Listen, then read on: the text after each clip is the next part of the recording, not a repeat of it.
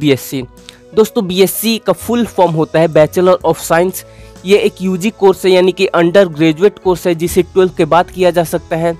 ये 3 साल का कोर्स होता है। अगर आप इस कोर्स को कर लेते हैं तो आपका स्नातक यानी कि आपकी ग्रेजुएशन कंप्लीट हो जाएगी। बीएससी कोर्स की डिमांड हमेशा से ही रहती है। बहुत सारे स्टूडेंट होते हैं जो 12th के बाद इंजीनियरिंग करते हैं, बहुत सारे होते हैं जो 12th के बाद मेडिकल करते हैं, लेकिन बहुत सारे स्टूडेंट ऐसे भी होते हैं जो कि 12th के बाद बीएससी कोर्स करते हैं। तो चलिए अब हम लोग जान लेते हैं कि बीएससी कोर्स करने के लिए क्या रिक्वायरमेंट होनी चाहिए। तो दोस्तों अगर आपको बीएससी कोर्स करना है तो ये ज़रूरी है कि आप 12th पास होने चाहिए और 11th और 12th में आपका कम से कम 50% या फिर 45% होना चाहिए, क्योंकि बहुत सारे यूनिवर्सिटीज़ कॉलेज में एंट्रेंस एग्जाम के थ्रू आपका बीएससी कोर्स में एडमिशन होता है। लेकिन कुछ कॉलेज कुछ यूनिवर्सिटीज़ ऐसे भी होती है जहाँ पे आपका मेरिट बेसिस पे होता है और बहुत सारे कॉलेज ऐसे भी होते हैं जहाँ पे आपका डायरेक्ट एडमिशन हो जाता है। अगर आपके मार्क्स थोड़े कम भी है तब भी आपका एडमिशन वहाँ पे हो जाता है। बीएससी कोर्स करने के लिए एक और बहुत ज़रूरी बात यह है कि आपका क्लास 12th में साइंस स्ट्रीम होना चाहिए। चाहे आप बायो ग्रुप से हो, चाहे आपने मैथ्स ग्रुप से पढ़ाई की है, तब आप आगे जाके बीएससी कर सकते हैं 12th पास करने के बाद। अगर आपने क्लास 11 12th में आर्ट्स स्ट्रीम ली थी, कॉमर्स स्ट्रीम ली थी, तब आप आगे जाके बीएससी नहीं कर सकते।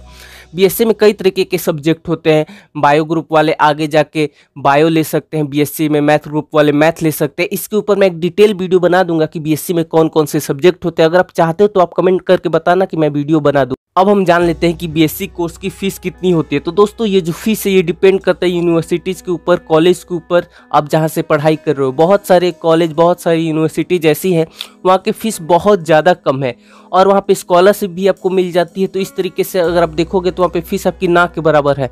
लेकिन कुछ कॉलेज ऐसे हैं जहाँ पे फ़ीस आपकी महंगी है यानी कि ज़्यादा है। अगर आप प्राइवेट कॉलेज से जाओगे तो आपकी फ़ीस बहुत ज़्यादा हो सकती है। प्राइवेट कॉलेज की अगर मैं फ़ीस की बात करूँ तो जहाँ पे 1 साल की फ़ीस होगी वो समझ जाओ कि 20 से 25 से 30 हज़ार रुपये हो सकती है। अगर वहीं पे गवर्नमेंट कॉलेज की मैं फ़ीस की बात करूँ तो यहाँ पे 1 साल की फ़ीस जो होती है 8 से 10 हज़ार रुपये होती है।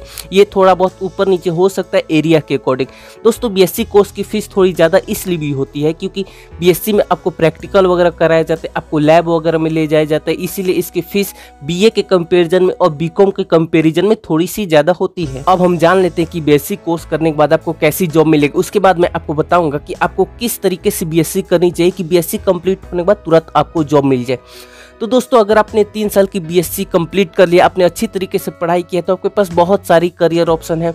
उसके बाद आप चाहो तो आप बैंकिंग सेक्टर में जा सकते हो।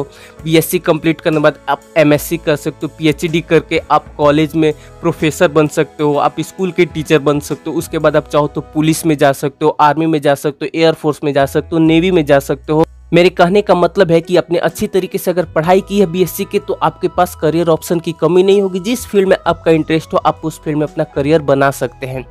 तो दोस्तों अब बारी आती है, जैसे कि मैंने आपको वीडियो के शुरू में बताया था कि आपको किस तरीके से बीएससी करनी चाहिए कि आपको उसका फ़ायदा ज़्यादा मिले। तो देखो बीएससी 2 तरीके का होता है, एक बीएससी जनरल होता है, एक बीएससी ऑनर्स होता है। तो बीएससी जनरल और बीएससी ऑनर्स ये दोनों 3 साल का होता है।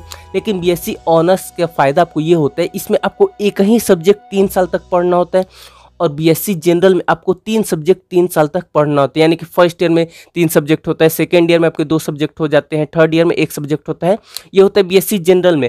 लेकिन अगर आपको करना है बीएससी तो अगर आप बीएससी ऑनर्स करोगे तो उसका फ़ायदा आपको ज़्यादा मिलेगा। बीएससी ऑनर्स करोगे तो आप 3 साल तक एक ही पढ़ाई करोगे तो आपको उस बारे में ज़्यादा नॉलेज होगी और उसका फ़ायदा ये होगा कि आपका जब बीएससी कंप्लीट हो जाएगा उसके बाद आप कहीं जॉब कर सकते हो, आपको जॉब ढूंढने में आसानी हो जाएगी। तो दोस्तों ये इसका फ़ायदा है। हालांकि मैं बीएससी जनरल और बीएससी ऑनर्स के ऊपर एक और वीडियो बनाऊंगा, इसके बारे में आपको और अच्छी तरीके से एक्सप्लेन कर दूंगा। तो दोस्तों आपको ये वीडियो कैसी लगी कमेंट करके जरूर बताएं। कुछ पूछना है तो वो भी पूछिए और उसके साथ साथ वीडियो को लाइक कर दीजिए, दोस्तों के साथ शेयर कीजिए। चैनल पे बहुत सारी वीडियोज है और आने वाले बीएससी के सब्जेक्ट के बारे में जो वीडियो बनाऊंगा वो भी आपको लिंक इस वीडियो में दे दूंगा, तो वो वीडियो आप जरूर देखिएगा। और इस चैनल पे पहली बार है तो चैनल को सब्सक्राइब करके बेल आइकन प्रेस कर दीजिए। आप सभी ने इस वीडियो को देखा, आपका बहुत बहुत धन्यवाद।